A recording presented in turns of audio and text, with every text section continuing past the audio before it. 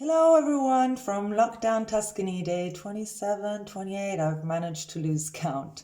My name's Giorgia and I wanted to talk about a story that has enchanted us for 3,000 years, one that you're familiar with and will definitely see when you come to Tuscany.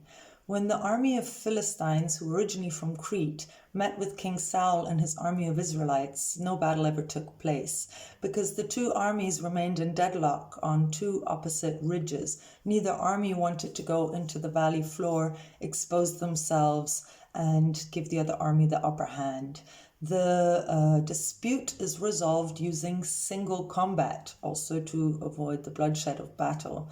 And the Philistines sent in their mightiest and most experienced warrior. He's a giant in shining bronze armor. He has a lance and a spear and a sword, and he's absolutely terrifying. And none of the Israelite soldiers want to take him on. King Saul begins to despair until a shepherd boy arrives and says, "I'll take on the giant. I think I can do it. I've been protecting my flock from lions and wolves for a long time." And so he equips himself with just a stone. And he uses the stone in his pouch, which is really a sling. So the stone becomes a projectile that hits the giant on his forehead, and he falls unconscious to the valley floor. And then the shepherd boy uses the sword to cut off his head. I think you've already guessed that the giant is Goliath and that the shepherd boy is David.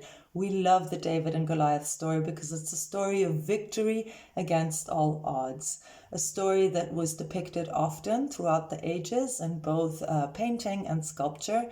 And in Renaissance Florence, we have a masterpiece by Michelangelo that you can visit at the Accademia, but there are copies around the city in front of Palazzo Vecchio in the main square, and also from Piazzale Michelangelo overlooking the city.